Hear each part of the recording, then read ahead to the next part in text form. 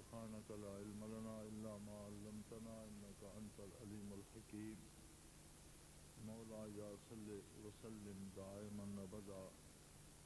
على حبيبك من زانت به الوسر. الحمدللہ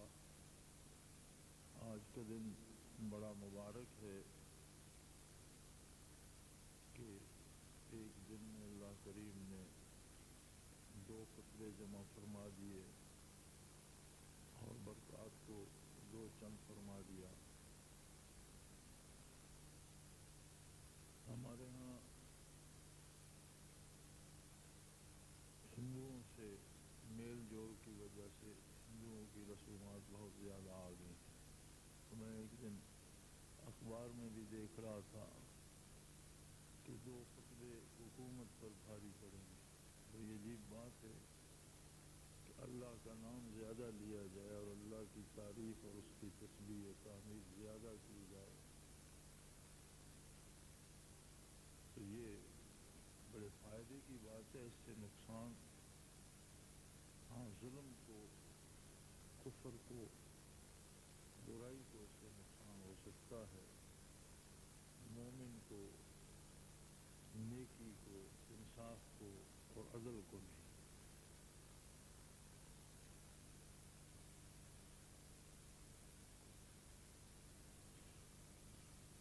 جب بھی حج کے موقع پر کبھی حج کا خطبہ اور جمعۃ المبارک کا خطبہ جمع ہو جاتا ہے تو اسے حج اکبر کہا جاتا ہے، اس لیے کہ ایک دن میں 2 خطبے جمع ہوئے. اور یہ عجیب بات ہے کہ ہمارے ہاں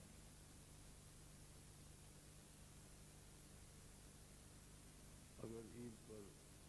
خطبہ دوسرا ہو جمعہ کا تو مناسب خیال نہیں کیا جاتا. شاید یہ رسم ہم نے یہ ہندوؤں سے لی ہے کیونکہ وہ کثرت ذکر سے اور اللہ کی عظمت سے ہمیشہ خوف زدہ رہتے ہیں. یہ اللہ کریم کا احسان ہے اور اسے باعث بخشش و مغفرت سمجھنا چاہیے. 11ویں پارے میں سورہ توبہ کی آیت کریمہ ہے. ارشاد ہوتا ہے کہ وہ لوگ جو توبہ کرتے ہیں، توبہ کوئی لفظ نہیں ہے جو کہہ دیا جائے، توبہ ایک عمل سے زیادہ ایک کیفیت ہے. اپنی خطاؤں کا، اپنی غلطیوں کا، اپنی کوتاہیوں کا اعتراف کرتے ہوئے جو دل میں ندامت محسوس ہوتی ہے اور ان سے اللہ کی مغفرت کی طلب پیدا ہوتی ہے، اور یہ ایک پیدا ہوتا ہے ارادہ کہ اللہ کریم جو ہو چکا ہے وہ بخش دے، تو آئندہ مجھے اس سے بچنے کی توفیق دے، میں ایسا نہیں کروں گا. اس کیفیت کا نام توبہ ہے. تو توبہ کا مطلب یہ ہوتا ہے کہ زبان سے بے شک کہے، لیکن جو خطا ہو چکی ہے اس پر احساس ندامت بھی ہو اور اسے آئندہ نہ دہرانے کا عہد بھی ہو، اور اللہ سے اس کی مغفرت طلب کرے اور آئندہ اس سے بچنے کی توفیق طلب کرے. تو یہ حقیقت توبہ ہے. فرمایا التائبون العابدون. توبہ نصیب ہوتی ہے تو عبادت کی توفیق ارزاں ہو جاتی ہے. ترتیب کتاب مجید میں توبہ کے بعد عابدین کا ذکر آیا ہے، جس کا حاصل یہ ہے کہ اگر توبہ کی توفیق ارزاں ہوتی ہے اور توبہ قبول ہوتی ہے تو گناہ کی بجائے توفیق عبادت نصیب ہو جاتی ہے. برائی کی جگہ نیکی کی توفیق ارزاں ہو جاتی ہے. جیسے ارشاد ہے اللہ ولی الذین آمنوا یخرجہم من الظلمات الی النور. اہل ایمان کا اللہ دوست ہے جو انہیں تاریکیوں سے نکال کر روشنی کی طرف لاتا ہے۔ انسان کا محاسبہ کرنا یہ اللہ کا حق ہے۔ ہم جب اپنے آپ کو کسی کا محاسب قرار دے لیتے ہیں تو ہم یہ سمجھنا چاہتے ہیں کہ کل جو بندہ ایسا تھا آج کیسے صحابہ کرام کی مثال ہونا چاہیے، یا کم از کم خواجہ ابوالحسن خرقانی یا باجی بستانی کیوں نہیں بن گیا، یہ مولانا روم کیوں نہیں بن سکا، ایسی بات نہیں ہوتی۔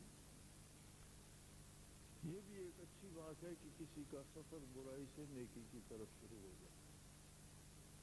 ایک بندہ دن میں 10 خطائیں کرتا تھا، اس کا گراف 9 پر آ جائے، کوئی ایک برائی چھوٹ جائے، تو یہ بھی اللہ کی رحمت کا ایک انداز ہے کہ یخرجہم من الظلمات الی النور، کہ انہیں ظلمت سے نور کی طرف، تاریکی سے روشنی کی طرف لاتا ہے۔ اور توبہ کی قبولیت کی دلیل یہ ہے کہ بندے کو توفیق عبادت نصیب ہو جاتی ہے۔ الحامدون،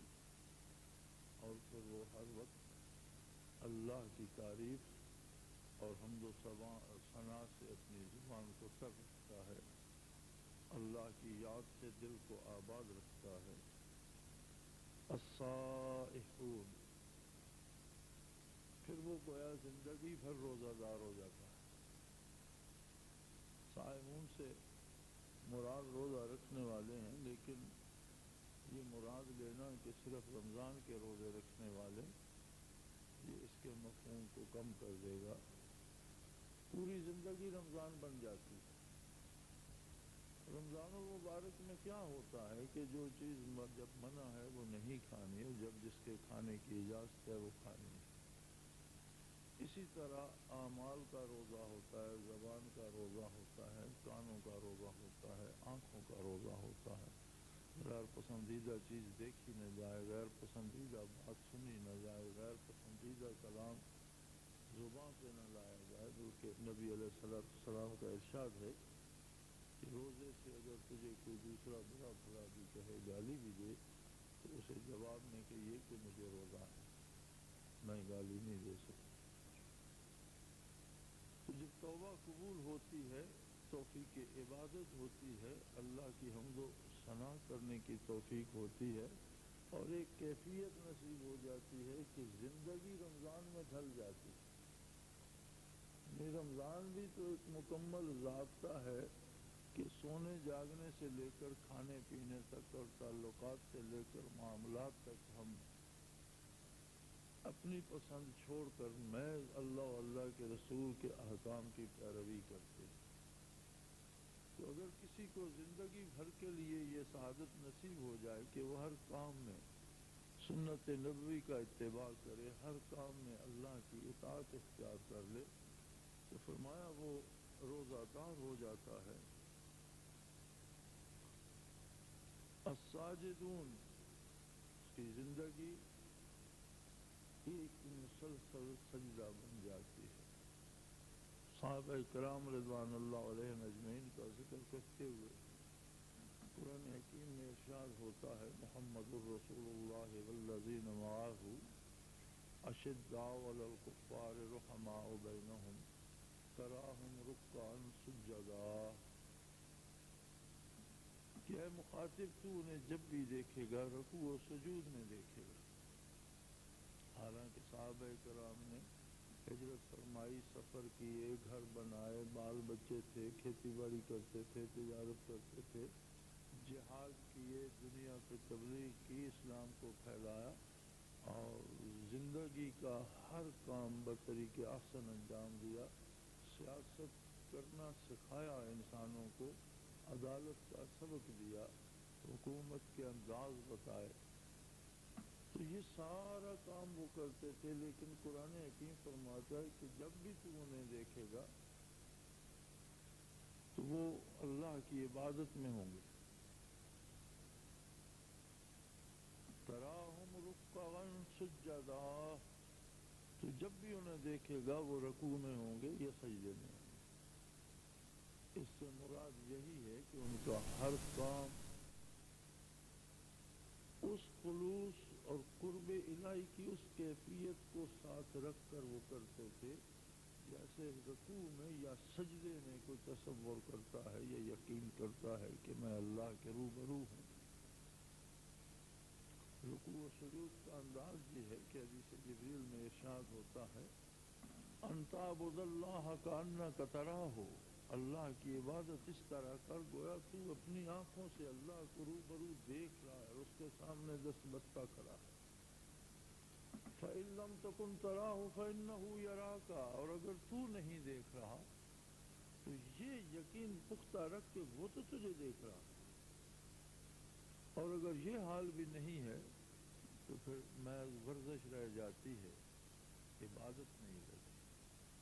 فرمایا وہ لوگ جو توبہ کرتے ہیں اور خلوص سے کرتے ہیں اور جب ان کی توبہ قبول ہوتی ہے تو انہیں عبادت کی توفیق عطا ہو جاتی ہے، اللہ کی حمد و ثنا کرتے ہیں، ان کی پوری زندگی رمضان کی مثال بن جاتی ہے، وہ روزہ رکھنے والے ہوتے ہیں کہ ممنوع جو چیز ہے وہ نہیں کھاتے اور جو حلال ہے جس کی اجازت ہے وہ کھاتے ہیں، جس کے پینے کی اجازت نہیں پیتے، جس کی اجازت ہے وہ پیتے ہیں، کوئی کام جس کے کرنے کی اجازت نہیں ہے وہ چھوڑ دیتے ہیں اور جس کے کرنا شرعاً حلال ہے وہ کرتے ہیں، تو گویا ان کی زندگی ایک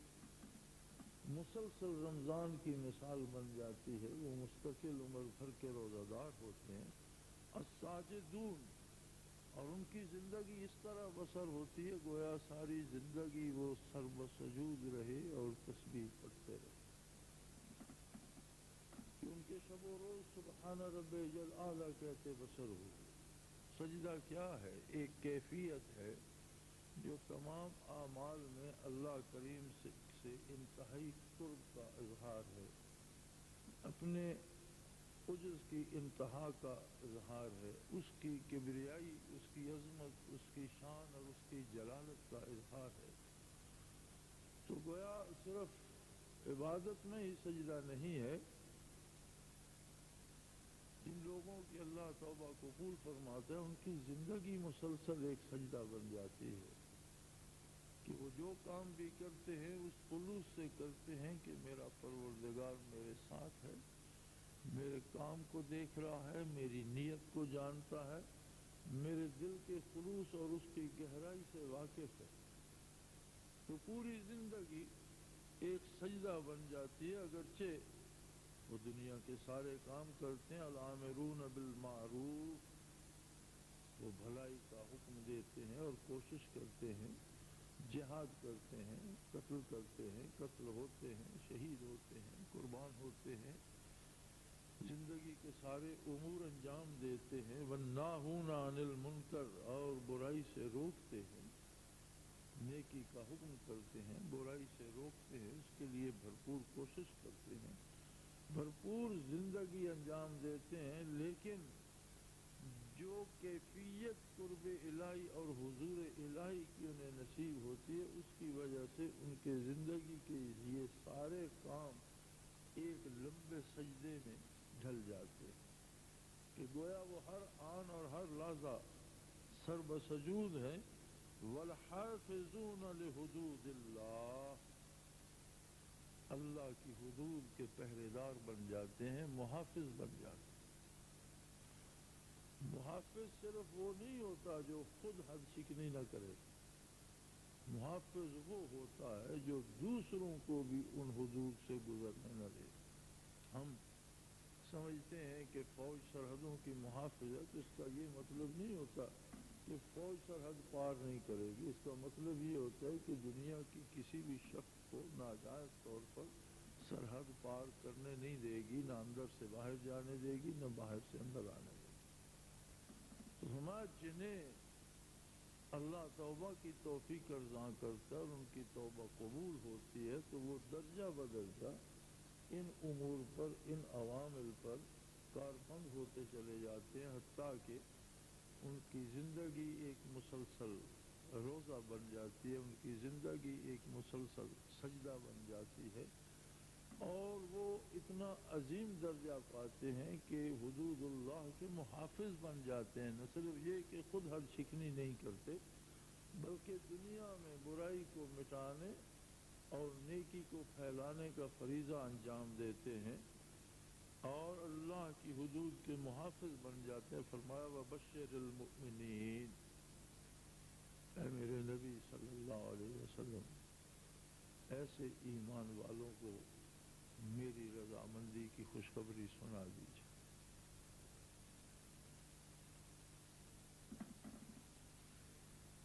تو ہمیں اپنی زندگیوں پر خود نظر کرنا چاہیے. الحمدللہ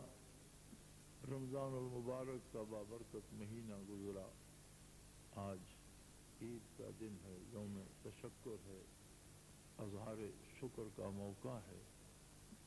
اور اس اظہار شکر پر پورا مہینہ توبہ کی قبولیت کا مہینہ تھا. اور کم و بیش ہم سب اس سعادت سے بہرور ہوئے کہ اللہ کی بارگاہ میں حاضری دیتے رہے اور توبہ کرتے رہے، رجوع الی اللہ کیا. تو اگر ہماری توبہ وقتی اور لمحاتی نہیں تھی، اگر ہماری توبہ محض زبانی نہیں بلکہ دل کی گہرائی سے تھی، تو اسے شرف قبولیت ملے تو پھر اس پر درجہ بدرجہ یہ مدارج مرتب ہونے چاہیے کہ ہمیں توفیق عبادت ارزاں ہو جائے، اور توفیق عبادت اس حد تک بڑھے کہ زبان ہمہ وقت ذکر الہی سے تر رہے، دل ہمہ وقت ذکر الہی سے روشن رہے، اور پھر اس سے بڑھے تو پوری زندگی کو رمضان بنا دے اور ممنوعات شرعیہ سے روک دے، حرام چیزوں سے روک دے اور حلال چیزوں اور جائز کاموں کی توفیق عطا کرے. پھر ہمارے کام کو جو محض اطاعت الہی کی حدود کے اندر ہوں، جو نبی علیہ الصلوۃ والسلام کی سنت کے مطابق ہوں، انہیں رکوع و سجود کا درجہ عطا کر دے. یہ مدارج بالترتیب نصیب ہونے چاہیے، اور پھر ہم نیکی کا حکم کرنے والے، نیکی پھیلانے والے اور برائی سے روکنے والے بن جائیں. یہاں یاد رہے فرمایا الآمرون بالمعروف، نیکی کی درخواست نہیں کرتے، نیکی کا حکم کرتے ہیں. اور حکم دینے کے لیے قوت چاہیے، مانگنے کے لیے، درخواست کرنے کے لیے، گدا کرنے کے لیے، عرض کرنے کے لیے قوت کی ضرورت نہیں ہوتی. لیکن یہاں نیکی کے لیے درخواست کرنے کا حکم نہیں ہے. الآمرون بالمعروف، نیکی کا حکم کرتے ہیں، یعنی زمین پر ایک ایسی قوت بن جاتے ہیں کہ ایسی طاقت بن جاتے ہیں کہ نیکی کا حکم کر سکتے ہیں اور برائی کو روک سکتے ہیں. نبی علیہ الصلوۃ والسلام نے دوران ہجرت یہ دعا اللہ نے تعلیم فرمائی، اب بھی قرآن کریم میں موجود ہے کہ رب اخرجنی مخرج صدق وادخلنی مدخل صدق واجعل لی من لدنک سلطانا نصیرا. کہ اللہ میرا جس جگہ پر داخلہ مقدر ہے وہ بھی حق پر ہو، اور جس جگہ کو چھوڑنا پڑ رہا ہے اس کا چھوڑنا بھی حق ہو، اس میں کوئی دنیا داری، کوئی ذاتی بات، کوئی ذاتی نفع نقصان نہیں، بلکہ محض رضائے حق ہو. وَاجْعَلْ لِي مِن لَّدُنْكَ سُلْطَانًا نَصِيرًا، اور مجھے اپنی طرف سے ایسی قوت عطا فرما جس کے ساتھ تیری امداد شامل ہے. نبی کریم صلی اللہ علیہ وسلم نے یہ قوت ذاتی شہرت یا ذاتی حکومت یا ذاتی اقتدار کے لیے طلب نہیں فرمائی. الآمرون بالمعروف والناہون عن المنکر، نیکی کا حکم کرنے کے لیے اور برائی کو مٹانے کے لیے طلب فرمائی. چنانچہ اس دعا کے صدقے میں مدینہ منورہ میں ریاست اسلامی کا ظہور ہوا، اور صحرا کے دور افتادہ غیر معروف خیموں کے رہنے والے چند صحرائی جب اللہ کے نام پر جمع ہو گئے تو دنیا نے وہ انقلاب دیکھا جس نے روئے زمین کی قوموں کی تقدیریں بدل دی اور بے شمار اقوام عالم کو مظالم سے، ناانصافیوں سے، برائیوں سے نجات دلا کر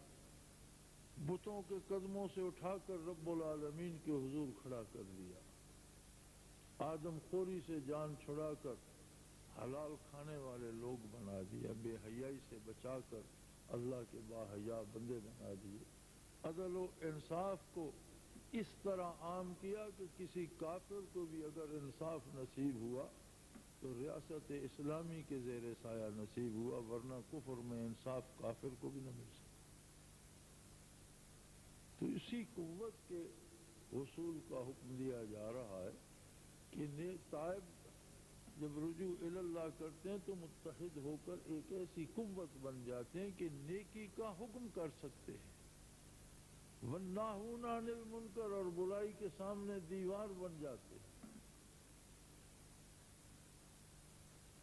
والحافظون لحدود اللہ، اللہ کی حدودوں کے پہرے دار اور محافظ بن جاتے ہیں، جو حدیں اللہ نے مقرر کی ہیں ان کے سامنے کوئی توڑنے کی جرت نہیں کرتا۔ فبشر المؤمنین، اے میرے حبیب ایسے ایمان والے لوگوں کو میری رضامندی کی خوشخبری وہیں دنیا میں سنا دیجئے۔ کسی کا حساب جو روز حشر ہوگا، کسی سے جواب طلبی منکر نکیر قبر میں کریں گے، کسی کو میدان حشر کے عدل کے ترازو پہ لایا جائے گا، پرکھا جائے گا، دیکھا جائے گا، لیکن میرے یہ بندے جو گناہ کی ذلت کی زندگی چھوڑ کر، یہ نہیں کہ پارسا پیدا ہوتے ہیں اور پیدائشی ولی ہوتے ہیں، ایسی کوئی بات نہیں، خطا کی زندگی چھوڑ کر میری بارگاہ میں آتے ہیں اور اس خلوص سے آتے ہیں کہ پھر میری عبادت کی توفیق ارزاں ہو جاتی ہے، پھر میرے ذکر کی توفیق ارزاں ہو جاتی ہے، پھر زندگی مثل رمضان بن جاتی ہے کہ سدا کے روزگار ہیں، پھر زندگی کا ہر کام عبادت بن جاتا ہے، رکوع و سجود بن جاتا ہے، اور پھر انہیں ایک ایسی قوت، پھر ایسے لوگ جب جمع ہوتے ہیں تو ایک ایسی طاقت بنتے ہیں جو نیکی کا حکم دیتے ہیں اور برائی کے سامنے دیوار بن جاتے ہیں، ظلم کو روک دیتے ہیں، عدل و انصاف کو عام کر دیتے ہیں اور میری حدود کے محافظ بن جاتے ہیں۔ میرے حبیب انہیں آج ہی بتا دیجئے کہ جس میں یہ اوصاف ہیں اللہ اس سے راضی ہے، اسے نہ موت کا ڈر ہے، نہ برزخ کا خطرہ ہے اور نہ قیامت کی فکر ہے، ہوتا ہے جو ہوتا رہے اس پر اللہ کی رضا کا دامن چھایا ہوا ہے۔ اللہ کریم ہماری ان رمضان کی ادنا کوششوں کو شرف قبولیت بخشے اور ہماری توبہ کو شرف قبولیت سے نوازے اور اپنے بندوں میں شامل ہونے کی توفیق عطا فرمائے۔ وآخر دعوانا الحمدللہ رب العالمین۔